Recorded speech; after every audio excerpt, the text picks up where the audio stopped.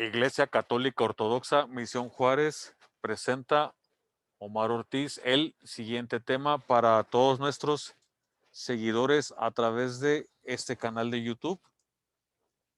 Introducción a la fe de la Iglesia Ortodoxa. Y bien, en la Iglesia Ortodoxa creemos en la Santa, Eterna, Divina e Indivisa Trinidad. De hecho, nosotros, para desmitificar algunas ideas acerca de la imagen que tenemos de Dios, hay que diferenciarla concretamente de otras denominaciones u otras iglesias donde al Espíritu Santo siempre se le representa como una paloma, al Hijo como con la imagen de Jesús de Nazaret con barba y bigote, y al Padre la imagen de un anciano de pelo canoso con rayos mágicos. Aquí en la Iglesia Ortodoxa no. La imagen que tenemos de Dios nuestro Señor a través de la Santísima Trinidad, como pueden darse cuenta aquí en la presentación, el Padre, el Hijo y el Espíritu Santo son muy parecidos en cuanto a su imagen. Siempre ponemos en el lado central, en la posición central, al Padre, volteando a ver amorosamente al Hijo, que siempre está a su diestra, y él a su vez volteando a ver al Espíritu Santo. Pero si se fijan, puede parecer también que al mismo tiempo el Padre y el Espíritu Santo están volteando a ver al Hijo. Depende de la perspectiva y el enfoque que les está a este precioso icono. Esta es la imagen que nosotros en la Iglesia Ortodoxa tenemos de la Santísima Trinidad. Lo que los hace diferentes, aparte del lugar de la ubicación, es el color de las vestiduras, los cuales pues tienen sus propios significados, pero vamos a pasar a lo que sigue, que es la desmitificación de Dios. El nombre de Dios en la Iglesia Ortodoxa, en la mayoría de los patriarcados y jurisdicciones, se le conoce con el nombre del Pantocrátor, cuyo atributo se toma del origen de la palabra griega, con varios derivados y compuestos como todo fuerza, poder, y originalmente se aplicó a Zeus en la mitología griega. Y aquí en la cultura cristiana se utiliza para referirse al Dios Padre Omnipotente o a Cristo, que es esta imagen que estás viendo ahí, donde está Jesús nuestro Señor. Pantocrátor también es una traducción de los muchos nombres de Dios en el judaísmo. Cuando la Biblia hebrea fue traducida al griego como la Septuaginta, Pantocrátor se utiliza tanto para Yahweh Sabaoth, que se traduce como el Señor de los ejércitos, y para el Shaddai, Dios Todopoderoso. Yo no digo que no utilices el término Pantocrátor, repito, de, siempre se utiliza aquí para referirnos tanto al Padre como al Hijo, pero yo recomendaría más utilizar este término hebreo mesiánico, que es el de Shaddai. El nombre y el papel de María. Su nombre proviene del hebreo Miriam, o también se pronuncia Mirjam. En la Iglesia Ortodoxa se le conoce también con el nombre de la Teotocos, porque es una característica de ella, se traduce como la Madre de Dios. Y su papel dentro de la Iglesia es tal que en cada celebración al menos debemos realizar 3 oraciones mínimas, aunque puede aumentar hasta más, mucho más de 10, dependiendo de la fecha del calendario litúrgico.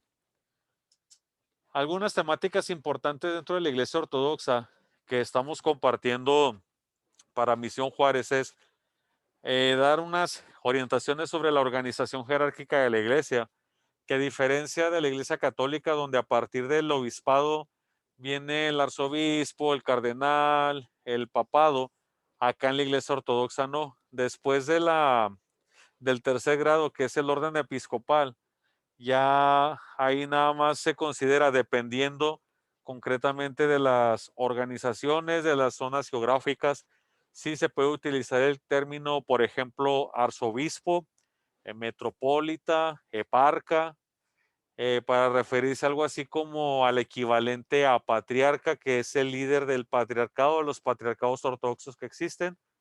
Y aquí surge una pregunta: ¿por qué en América Latina se conoce muy poco sobre la ortodoxia? Bueno, pues también tenemos que ver cuáles son las bases teológicas, morales y espirituales. Aquí agregaríamos también las históricas, porque hay que recordar que históricamente América Latina fue conquistada por España, por países latinos donde mayormente la iglesia es la católica romana. Hay varias bases teológicas que se relacionan con la fe aquí en la iglesia ortodoxa, igual que en el catolicismo, en la Biblia, la tradición, el canon.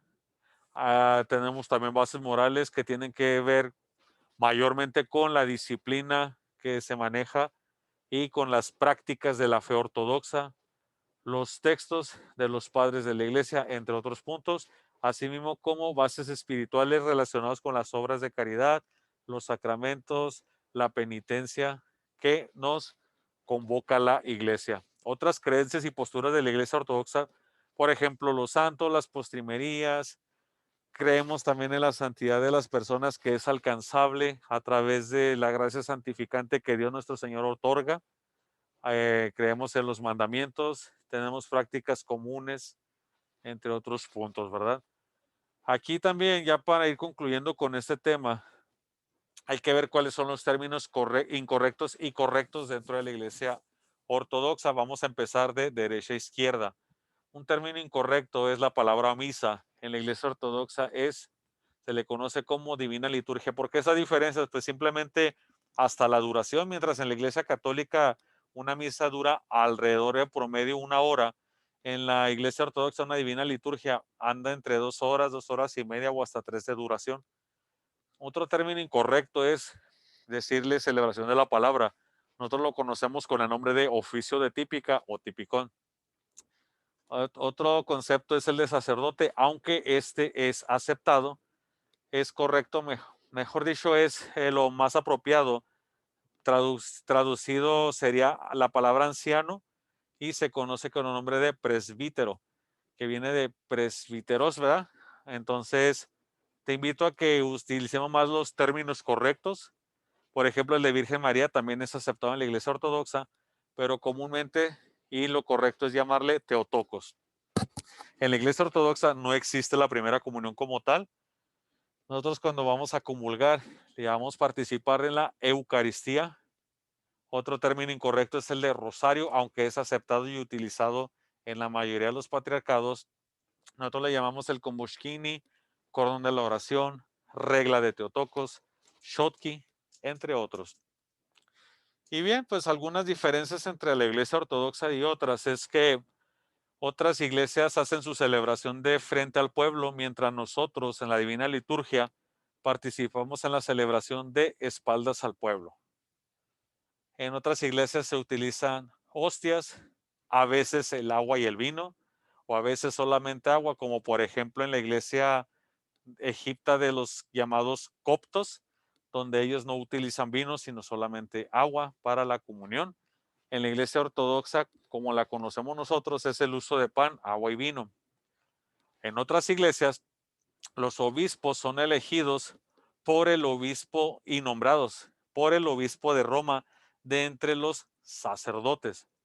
Mientras en la iglesia ortodoxa los obispos son electos regularmente de los monasterios. El obispo de Roma es el líder mundial del catolicismo, alias el Papa.